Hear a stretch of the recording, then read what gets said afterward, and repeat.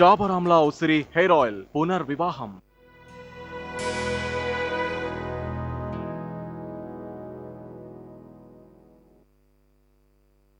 ఏం చేస్తున్నావు ఆర్తి? నువ్వు ఎందుకు నువ్వు ఆయన అలా చూస్తున్నావు? యశ్వంత్ గారు ఏమనుకుంటారు? నువ్వు కాస్త కంట్రోల్డ్గా ఉండు. నువ్వు ప్రేమిస్తున్న ఆ వ్యక్తి నిన్ను ఎంత ప్రయత్నించినా సరే ప్రేమించలేడు. ఒకవేళ యశ్వంత్ గారికి తెలిసిందంటే నీ మనసులో తనపై ప్రేమ ఉందని, ప్రేమిస్తున్నాను అది. సో ఆర్తి గారు, చివరికి మీరు ఒప్పుకున్నారు మీకు యశ్వంత్ పైన ప్రేమ ఉందని. కానీ మాకు తెలుసు మేము ఇప్పుడు అడిగితే లేదు లేదు అలాంటిదేం లేదు అంటావని. అయినా మాకంతా తెలుసు. కరెక్ట్ వదినా, మనం మొత్తం వినేసాం.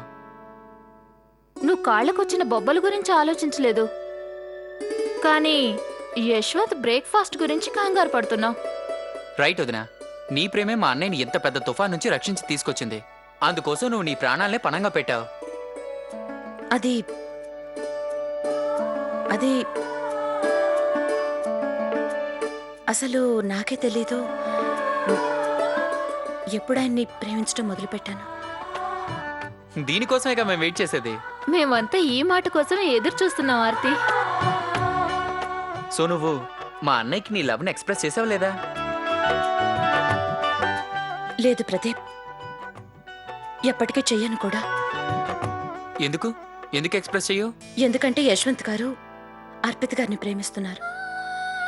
అలాగే నేను అర్పిత గారి స్థానాన్ని ఆశించడం లేదు. ఎప్పటికీ ఆ ప్రయత్నం చెయ్యను కూడా. ఎందుకంటే నేను ఇలా చేయటం ఆయనకు అస్సలు నచ్చదు. నేను ఒప్పుకుంటాను కూడా. నాకు ఆయన మీద అది మొదలైంది ప్రేమ. కానీ నేను మాత్రం తనకు ఎప్పటికీ చెప్పను. కానీ ఆర్తి, నువ్వు నీ ప్రేమని నీ మనసులోనే ఎన్నాళ్ళు దాచుకుంటావు? ఒక అమ్మాయికి ప్రేమని దాచి దాని పైకి కనపడనివ్వకపోవడం చాలా కష్టం అవుతుంది. ప్రేమ దానంతటదే బయటపడుతుంది. ఆడదాని మనసు ఎంత స్వచ్ఛంగా ఉంటుందంటే దాన్ని ఏ రూపంలో మార్చినా కనపడుతుంది. బంగారంలాగా. ఎంత మంట తగిలితే అంతగా మెరుస్తుంది. అది కరిగిపోతుంది. ఆ తర్వాత దానికి ఏ రూపమైనా ఇవ్వచ్చు. కానీ నిజం చెప్పాలంటే ఈ స్వభావం మగవాళ్లలో ఉండదు. పరిస్థితిని బట్టి తమని తాము మార్చుకోవడం వాళ్ళకి చాలా కష్టం.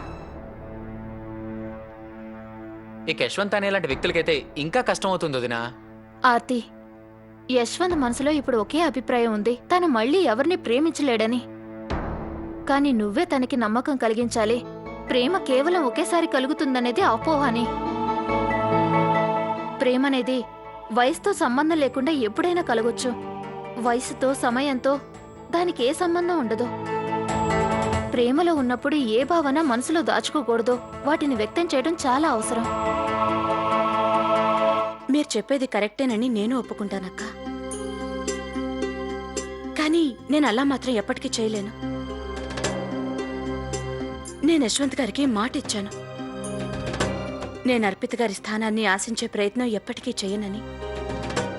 అయినా ఆయన అర్పిత గారి జ్ఞాపకాల నుంచి ఎప్పటికీ బయటికి రాలేరు. నిజానికి యశ్వంత్ గారి సంతోషమే నా సంతోషం కూడా. అందుకని నేను నా ప్రేమని నా మనసులో దాచుకోవాల్సి వచ్చినా పర్వాలేదు. అక్క, నేను 16 సంవత్సరాల అమ్మాయిని కాదుగా. 3 పిల్లలకి తల్లిని. కాబట్టి నా ప్రేమ కాస్తైనా భిన్నంగా ఉంటుందిగా. అయినా రొటీన్ ప్రేమ కథల్లాగా నా ప్రేమ ఉండకూడదు. లవ్లో కాస్తైనా ట్విస్ట్ ఉండాలిగా. కానీ ఆర్తి, నేను వెళ్ళాలక్క. యశ్వంత్ గారికి ఎప్పుడైనా కావాలేమో చూసొస్తాను. ఆర్తి, ప్రదీప్, ఒకవేళ ఆర్తి తన ప్రేమని మనసులోనే దాచేస్తే ఇక ఈ లవ్ స్టోరీ ముందుకెళ్లేదేలా? వదినా, ఇందాక నువ్వేమన్నావు? ఏ అమ్మాయికైనా సరే తన ప్రేమను దాచడం చాలా కష్టం అని. అది ఏదో ఒక రూపంలో బయటపడుతుందని. బంగారాన్ని మనం ఎంతగా వేడి చేస్తే అది అంతగా మెరుస్తున్నట్లు ఐఎమ్ ష్యూర్ ఆర్తి వదిన ఎంత ప్రయత్నించినా కూడా తన ప్రేమను మాత్రం దాచలేదు. నా మనసుకు కూడా ఇదే అనిపిస్తుంది ప్రదీప్. కానీ ఈ లవ్ స్టోరీలో ఆ రోజు ఎప్పుడు వస్తుందో తెలియడం లేదు. అందుకు ఆర్తి ఎన్ని కష్టాలు భరించాల్సి వస్తుందో, అందుకోసం ఎన్ని త్యాగాలు చేయాల్సి వస్తుందో.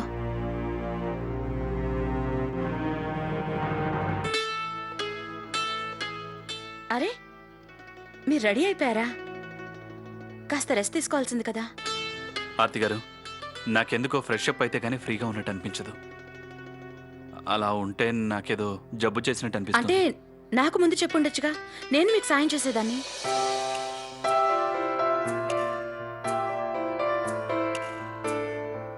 అన్నయ్య ఇప్పుడు ఎలా ఉంది? నేను బానే ఉన్నాను, కానీ నాకు విషయం అర్థం కావట్లేదు. మీరంతా ఎందుకింత కంగారు పడుతున్నారు? నిజానికి మా అందరికంటే ఆర్తి వదిన కంగారు పడుతుంది. అంత వర్షంలో కూడా నేను వెతకడానికి వచ్చింది. నేను పంకజ్ అన్నయ్య కూడా వెతికాం, కానీ అప్పుడు సిటీ కండిషన్ చాలా బ్యాడ్గా ఉంది. కార్ డ్రైవ్ చేయడం చాలా కష్టమైంది. వదిన, డ్రైవింగ్ చేయడం వల్ల మీకేం ప్రాబ్లం కాలేదుగా? ఆహా, ఐ మీన్ అంత వర్షంలో నాకు పంకజ్ అన్నయ్యకి యశ్వంత్ అనే కనపడనే లేదు. మీకు ఎక్కడ ఎలా యశ్వంత్ అనే దొరికాడో నాకు అసలు అర్థం కావడం లేదు. ప్లీజ్ ఇప్పుడు ఈ విషయాలేవి మాట్లాడతో. అంటే అది వదిన, నేను జస్ట్ క్యాజువల్గా అడిగాను అంతే. ప్లీజ్ ప్రదీప్, వద్దు.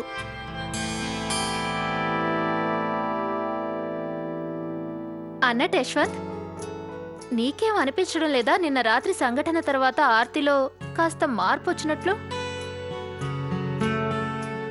నా ఉద్దేశం, నిన్న రాత్రి నీ గురించి కంగారు పడుతూ ఇంటి నుంచి అలా వెళ్ళిందంటే ఎవరెంత చెప్పినా వినలేదు. ఇక మళ్ళీ ఇప్పుడు చూడు, వస్తూనే ఇంటి పనులు చేయడం మొదలుపెట్టింది. కాస్త కూడా విశ్రాంతి తీసుకోలేదు. అయ్యో ఆర్తి, నీ కాళ్ళకి బొబ్బలొచ్చాయి కదా, నువ్వు నిలబడ్డావేంటి? కూర్చో, ముందు నువ్వు కూర్చో. అక్క, అరే అక్క ప్లీజ్ కూర్చో ఆర్తి. అక్క, నాకేం కాలేదు.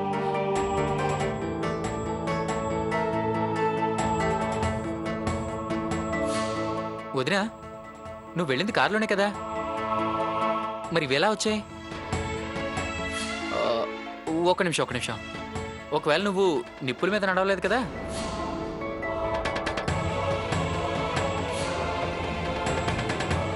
అంటే నా ఉద్దేశం, చాలా మంది ఇలా చేస్తుంటారు, మనసులో కోరికలు నెరవేరాలని. నువ్వు కూడా ఇలా కోరుకున్నాకే యశ్వంత్ అని నీకు కనిపించుంటాడు, అంతే కదా వదినా?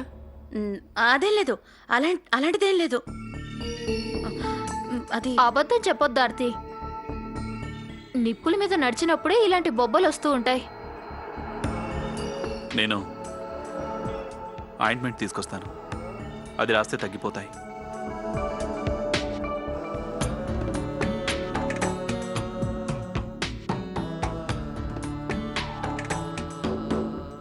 ప్రదీప్, నువ్వు ఈరోజు ఏదో కొత్త ఐటెం చేస్తానన్నావు కదా, పద నేను హెల్ప్ చేస్తాను. అవునదిరా, బాగా గుర్తు చేసావు.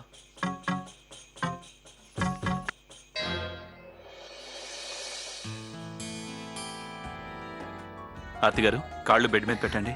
యశ్వంత్ గారు, నేను ఆర్తి గారు, కాళ్ళు బెడ్ మీద పెట్టండి. కనులు కలిసాక ఎందుకంత కలవరపాటు, అడుగు ముందుకేసాక ఏమిటలా తడబడతావు, మనవి చేసుకోనా శ్వాసకు అణువణువు నన్ను నీలో నింపుకోమని, ప్రతి చింత తీరే వేళ తీయని బాధే మిగిలేనేమో, ప్రతి చింత తీరే వేళ తీయని బాధే మిగిలేనేమో, ఎంతైనా మనసేగా మనసేగా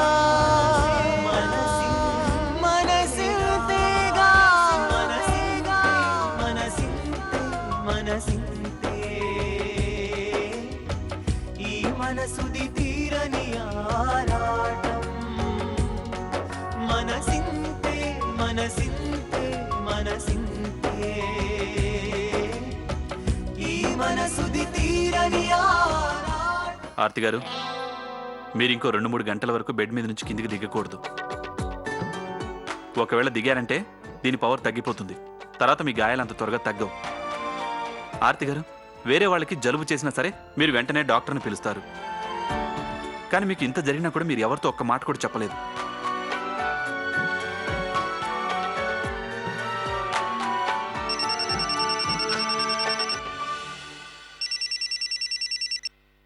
హలో. యశ్వంత్ గారు, నీలంకి మీరైనా చెప్పండి. తను సుసైడ్ అటెంప్ట్ చేసుకుంటుంది. తనని తన రూమ్లో బంధించుకుంది. ఇంతకీ మీతో ఈ విషయం ఎవరు చెప్పారు? నాకు తివారీ గారి పిఏ చెప్పారు.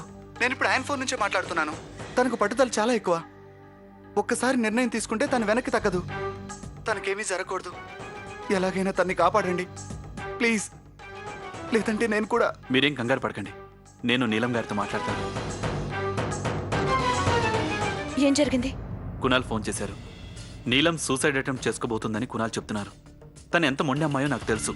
తనకే హాని జరగకముందే నేను అక్కడికి వెళ్ళాలి. ఆగండి. మీరు అక్కడికి వెళ్ళేసరికి చాలా లేట్ అవుతుంది. అందుకని తనకి ఫోన్ చేయండి. తనని ఫోన్లో కన్విన్స్ చేయడానికి ట్రై చేయండి. నా దగ్గర నీలం మొబైల్ నెంబర్ ఉంది. 1 సెకండ్.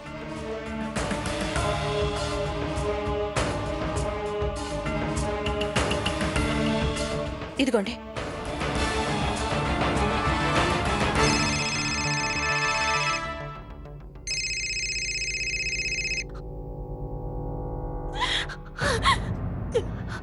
ఎందుకు నన్ను డిస్టర్బ్ చేస్తున్నారు? ఇప్పుడు ఫోన్ చేయాల్సిన అవసరం ఏంటి? థ్యాంక్ గాడ్, మొత్తానికి మీ గొంతు విన్నాను. నేను చాలా భయపడ్డాను. నీలం గారు, నాకు నా ప్రామిస్ ఇంకా గుర్తుంది. కునాల్తో మీ పెళ్లి తప్పకుండా జరిపిస్తాను. ఖచ్చితంగా జరిపిస్తాను. మీరు నా మాట నమ్మండి. మీరు నా చెల్లెల్లాంటి వారు. నా చెల్లెలు బాధపడుతుంటే నేను చూడలేను. అయినా ఈ అన్నయ్య లేకుండా మీ కన్యాదానం ఎలా జరుగుతుంది? ఎందుకు మీ ప్రాణాలు రిస్క్ లో పెడుతున్నారు? మా పేరెంట్స్ గురించి మీకు తెలుసుగా. వాళ్ళు ఎంతకైనా తెగిస్తారు. నన్ను చావనివ్వండి. అప్పుడు ఎవ్వరికి ఏ బాధ ఉండదు. మీరు ఎందుకు ఇలా మాట్లాడుతున్నారు నీలం గారు? చూడండి, మీరు ఇలా చేయడం వల్ల కునాల్ పరిస్థితి ఏమవుతుందో తెలుసా? తన జీవితంతో ఏడుస్తూనే ఉంటాడు. బతుకున్న శవంలో తయారవుతాడు. ఆ విషయం నాకు తెలుసు. మనసుకు నచ్చిన వాళ్ళు దూరం అయితే ఆ బాధ ఎలా ఉంటుందో నాకు తెలుసు. ఆ పరిస్థితి నాకు ఎదురైంది. దేవుడు నేను ప్రేమించిన వారిని నా నుంచి దూరం చేశాడు. నేను ఇప్పటికీ నా ప్రేమని మర్చిపోలేదు నీలం గారు. నన్ను అడగండి, ప్రేమించిన వారికి దూరం అయి జీవించటం ఎంత కష్టమో. నేను మీకు ప్రామిస్ కూడా చేశాను. మీ పెళ్లి కునాల్తోనే జరుగుతుందని. తప్పకుండా జరుగుతుంది. మీరు ఇలా పిరికి వాళ్ళలా మాట్లాడకండి. నేను చేసిన ప్రామిస్ ఖచ్చితంగా నెరవేరుస్తాను. నీలం గారు, మీరు ఎలాంటి తప్పుడు నిర్ణయాలు తీసుకోకండి. అలా చేస్తే కునాల్ జీవితాంతం ఒంటరి వాడైపోతాడు. మీరు నా మాటలు వింటున్నారు కదా? వింటున్నా.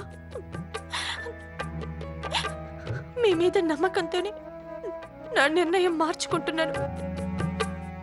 నేను నేను మీకోసం వెయిట్ చేస్తాను. థ్యాంక్ యూ నీలం గారు.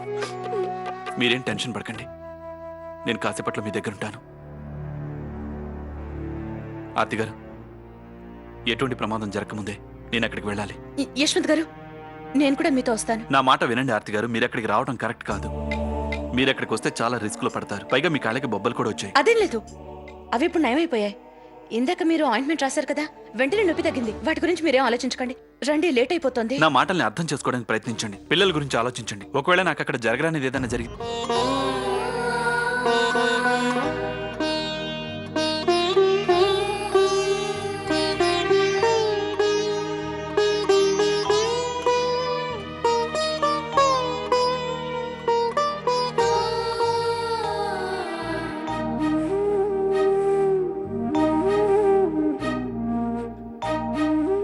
ప్లీజ్ ఇలాంటి మాటలు మాట్లాడకండి. మన పిల్లల కోసమేగా ఈ పెళ్లి చేసుకుంది.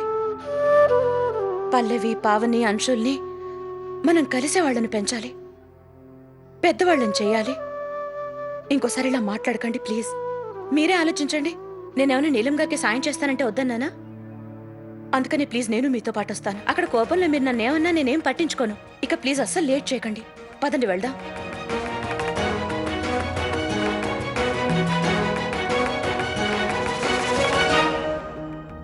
మీకు మొండితనం చాలా ఎక్కువ. వెళ్దామా? రండి.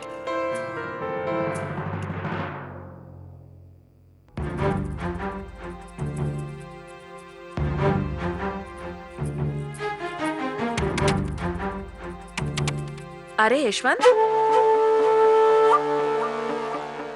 ఇప్పటికీ నువ్వింకా పూర్తిగా కోలుకుని కూడా ఉండవు. మరి బయటికి ఎక్కడికి వెళ్తున్నావు? ఆంటీ అది మేము బయటికి వెళ్తున్నాం. అయినా నా ఆరోగ్యం బాగానే ఉంది.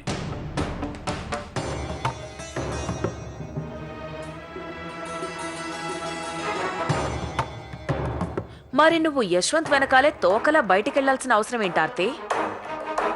తను బయటికి తిరగడానికేం వెళ్ళడం లేదు, పని మీదే బయటికి వెళ్తున్నాడు. లేదంటే మేము సరదాగా తిరగడానికి వెళ్తున్నాం. ఆర్తి గారి కోసం షాపింగ్ చేయడానికి వెళ్తున్నాం. అలాగే పిల్లలు కూడా కొన్ని ఐటమ్స్ కావాలని అడిగారు, అవి కూడా తీసుకొస్తాం.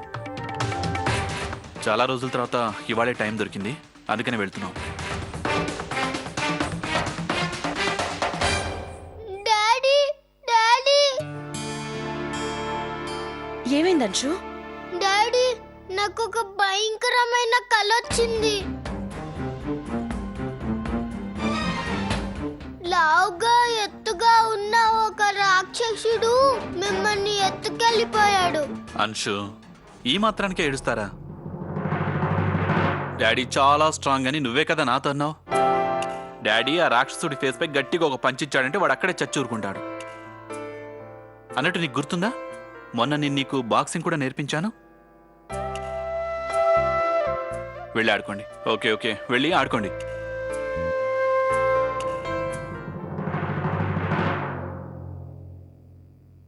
నువ్వెక్కడికి వెళ్ళడం లేదు. పిల్లలకి ఏదోలా నచ్చ చెప్పావు, కానీ నా మనసుకు కూడా కంగారుగా ఉంది. అమ్మా, నువ్వు కూడా కళలకి భయపడుతున్నావా? ఇది కళ్ళ గురించి భయం కాదు బాబు, చాలా రోజులుగా ఇలా అనిపిస్తోంది. నీకెప్పుడు ఏదో ఒక ఆపద వస్తూనే ఉంది, అందుకే నాకు కంగారుగా ఉంది. నిన్న రాత్రంతా నువ్వు తుఫాన్లోనే ఉన్నావు. తుఫాన్ నుంచి కష్టం మీద తప్పించుకొచ్చావు. మళ్ళీ ఎక్కడికి వెళ్తున్నావు? నువ్వెక్కడికి వెళ్ళదు, ఇంట్లోనే విశ్రాంతి తీసుకో. అయినా ఆర్తి షాపింగ్ చేయడానికి ఈ రోజే దొరికిందా? అమ్మా, యశ్వంత్, ఆర్తి, మీరెక్కడికి వెళ్ళొద్దు. రోజంతా ఇంట్లోనే ఉండాలి. ఆర్తి, యశ్వంత్ బాధ్యత అంతా నీదే. తను మాత్రం బయటికి వెళ్ళకూడదు. యశ్వంత్, మీ అమ్మ చెప్పింది నిజమే. నువ్వు విశ్రాంతి తీసుకోవాలి. లోపల తీసుకెళ్ళి ఆర్తి. సరే.